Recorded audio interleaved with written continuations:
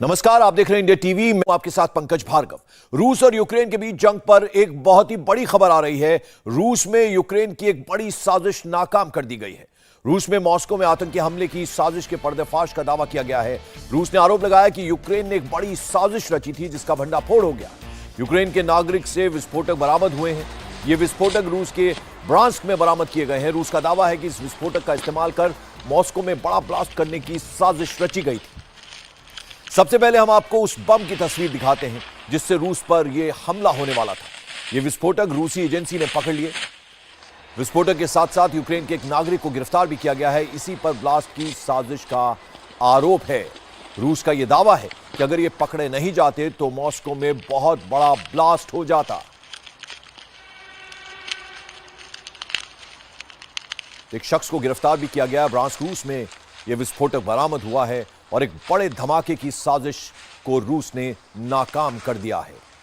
तो यह बड़ी साजिश नाकाम कर दी गई। एक यूक्रेनी नागरिक को गिरफ्तार भी किया गया है। यह दावा किया गया रूस की तरफ से। रूस ने आरोप लगाया कि यूक्रेन के एक शख्स को गिरफ्तार भी किया गया। आप देखिए किस तरह से उसे कब्जे में लिया गया और एक बड़ा धमाका करने की इरादे से यह शख्स आया था और इसे अब देखिए आप किस तरह से उसे बांध कर ले जाया जा रहा है और विस्फोटक भी बरामद किया गया इसके पास से। और दावा यह किया जा रहा है कि ये ब्लास्ट करने के इरादे से रूस में आया था। रूस और क्रीमिया को जोड़ने वाले पुल को उड़ाने के मामले में एक और बड़ी खबर आ रही है। रूस की जांच एजेंसी ने धमाके के 8 संदिग्धों को गिरफ्तार कर लिया है। इन संदिग्धों पर विस्फोटक भरे ट्रक से ब्रिज को उड़ाने का आरोप है। धमाके से पहले ट्रक के जांच की तस्वीर सामने आई है। पुल पर जा रहे ट्रक की जांच की गई थी। सुरक्षा बलों ने ट्रक रोककर उसकी जांच की थी, लेकिन जांच में साजिश का पता नहीं चला था। दो तस्वीरें हम आपको दिखा रहे हैं एक साथ।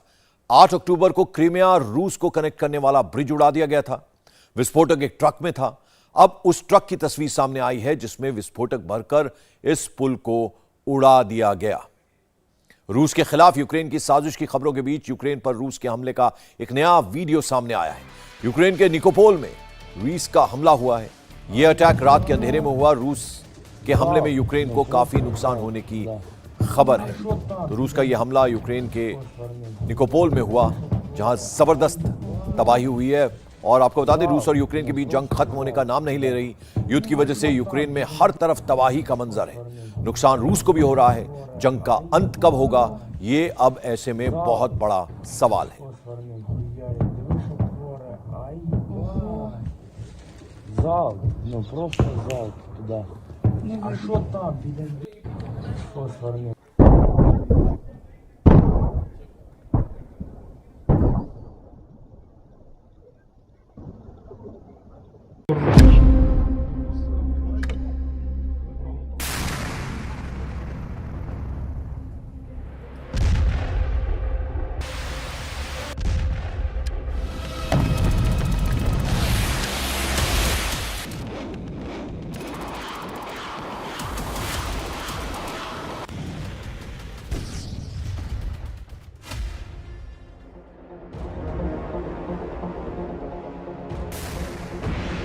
क्रीमिया ब्रिज पर लगी ये आग, ये तबाही असल में रूस के राष्ट्रपति पुतिन के प्लान यूक्रेन में पलीता लग जाने की मिसाल है। कहां तो व्लादिमीर पुतिन अपने देश रूस को दुनिया का सबसे शक्तिशाली मुल्क साबित करने चले थे, लेकिन अपनी एक के बाद एक की गई गलतियों के चलते उन्होंने रूस को बहुत बड़ी मुश्किल में फंसा दिया है। आज यूक्रेन की जंग पुतिन के गले की ऐसी हड्डी बन गई है जिसे ना तो वो उगल पा रहे हैं ना निगल पा रहे हैं। 8 महीने से चल रहे यूक्रेन युद्ध ने रूस की ताकत की पोल खोल दी है। प्रेसिडेंट पुतिन एक के बाद एक नई चुनौतियों से घिर गए हैं। रूसी सेना जंग में लगातार लग रहे झटकों से हताश है। रूस की जनता युद्ध लड़ने से बचने के लिए अपना देश छोड़कर भाग रही है। अमेरिका यूरोप के प्रतिबंधों के चलते रूस की आर्थिक स्थिति खराब हो गई है। यूरोपीय देशों ने रूस से तेल गैस की खरीदारी कम करके उसे और तगड़ा झटका दिया है। यूरोप से हाई एंड तकनीक का एक्सपोर्ट बंद होने से रूस अपने हथियारों को अपग्रेड नहीं कर पा रहा है। यूक्रेन में लड़ रही रूसी सेना की हालत बेहद खराब है। न लड़ने के लिए फौजी हैं, न हथियार। पिछले कुछ महीनों में प्रेसिडेंट पुतिन ने जो कदम उठाए हैं वो खुद इस बात की गवाही दे रहे हैं। खुद पुतिन ने भी माना है कि जंग में गलतियां हो रही हैं और उन्हें फौरन दुरुस्त किए जाने की जरूरत है। सेना में भर्ती के दौरान कई दिक्कतें सामने आई हैं। सभी गलतियों को दुरुस्त करना जरूरी है और ये भी पक्का करना होगा कि नागरिकों के साथ वही गलतियां फिर से ना की जाएं जिन्हें इससे रियायत दी जा सकती है। मिसाल के तौर पर बहुत से बच्चों के पिता या गंभीर बीमारियों के शिकार लोगों को या कम उम्र के लोगों को रियायत दी जाए। हर मामले को अलग तरह से हैंडल करना होगा, लेकिन अगर कोई गड़बड़ी है तो मैं फिर दोहराता हूं कि उसे तुरंत ठीक कीजिए। जिन लोगों को गलती से सेना में भेज दिया गया उन्हें जंग के मोर्चे से वापस लाना जरूरी है। 8 महीने से चल रही लड़ाई के बाद रूसी सेना का हथियारों वाला खजाना खाली है। वहीं युद्ध में बड़ी तादाद में सैनिकों के मारे जाने से रूस के पास सैनिकों की भारी कमी हो गई। रूसी सेना के हौसले पस्त हैं, कदम आगे नहीं बढ़ रहे हैं। वो जीते हुए इलाकों से भी पीछे हट रहे हैं क्योंकि जंग लड़ने के लिए रूस के पास रसद की भारी कमी हो गई है। इसलिए पुतिन को नॉर्थ कोरिया से हथियार मांगने पड़े हैं। लड़ने के लिए प्राइवेट कंपनियों के सैनिक हायर करने पड़े हैं। हालात इतने खराब हैं कि रूस ने अपने जेलों में कैद अपराधियों को रिहा करके उन्हें जंग लड़ने के लिए यूक्रेन भेज दिया है।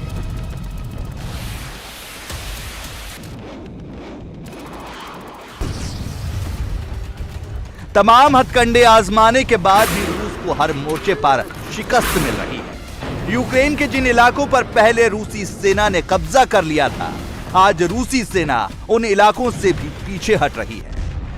युद्ध के जानकार मानते हैं कि पुतिन की सेना हार के मुहाने पर खड़ी है। The Russians have not had a good war. Ukraine युद्ध में रूस के लिहाज से कुछ भी अच्छा नहीं हो रहा है, बल्कि सच्चाई को देखते हुए ये कहना भी कम ही है कि पुतिन ने कुछ ऐसे फैसले लिए हैं जैसे कि उत्तर कोरिया से हथियार खरीदना, अपराधियों को जेल से छोड़कर जंग में भेजना, अपराधियों को माफी के लिए जंग लड़ने का मौका देना, और अब वो जबरदस्ती भर्ती कर रहे हैं। रूस के पास रिजर्व सेना जैसी कोई चीज नहीं है जो हमारे यहाँ होती है, तो सेना में सैनिक कम होने पर उनकी जगह लेने वाले लोग नहीं हैं। जाहिर है पुतिन की ज्यादातर धमकियां खोखली हैं। ये सारे सबूत इशारा कर रहे हैं कि रूस बहुत मुश्किल में है और वो जंग जारी रखने को लेकर परेशान है। Side of the front and they're scrambling. 8 महीने पहले जब पुतिन ने यूक्रेन पर हमला बोला था तो ऐसा लगा था कि बस कुछ दिनों की बात है।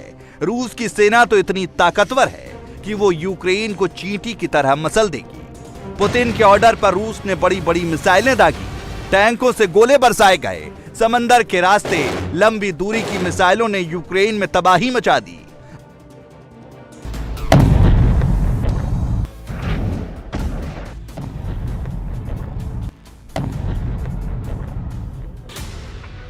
मगर यूक्रेन की जनता किसी भी कीमत पर सरेंडर के लिए तैयार नहीं हुई। रूस की बमबारी और भारी तबाही के बाद भी यूक्रेन डरा नहीं। बेहद जीवट वाले यूक्रेन के राष्ट्रपति वोलोदिमीर ज़ेलेंस्की ने भी कहा कि खून की आखिरी बूंद तक रूस का सामना करेंगे, अपने देश की एक एक इंच जमीन रूस के कब्जे से आजाद कराएंगे और पुतिन से कोई समझौता नहीं करेंगे। हम अपने देश के सभी इलाकों को इस दुश्मन से जरूर आजाद कराएंगे। यह दुश्मन सिर्फ यूक्रेन का नहीं बल्कि अपना भी दुश्मन है, मानवता, कानून और सच का भी विरोधी है। रूस को यह बात पता है, उसे हमारी ताकत का अंदाजा हो गया है। उसे दिख रहा है कि यहाँ यूक्रेन में हमने अपने मूल्यों की ताकत साबित कर दी है और यही वजह है कि आज वो हड़बड़ी में जनमत संग्रह करा के हमारे इलाके को अपने में मिला रहा है। रूस वो इलाके चुराने की कोशिश कर रहा है जो उसके हैं ही नहीं। रूस इतिहास को दोबारा लिखना चाहता है। वो कत्ल, टॉर्चर, ब्लैकमेल और झूठ बोलकर नई सरहदें गढ़ना चाहता है। यूक्रेन कभी भी ऐसा नहीं होने देगा। यूक्रेन से युद्ध की वजह से पुतिन पर भारी दबाव है। आज युद्ध का 229वां दिन है। पुतिन ने जब युद्ध शुरू किया था तब उन्होंने सोचा था कि यूक्रेन को चींटी की तरह रौंद देंगे और युद्ध को महज एक हफ्ते में खत्म कर देंगे, लेकिन ऐसा हुआ नहीं, बल्कि रूस आर्थिक और सामरिक दोनों लिहाज से पिछड़ रहा है।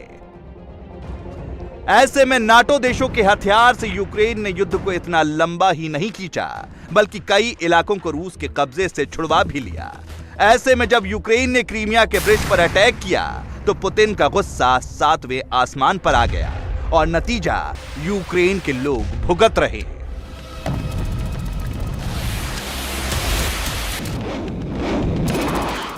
इंडिया टीवी हर वक्त हर जगह डाउनलोड करने के लिए सर्च करें India TV news Google play store या ऐप स्टोर पर।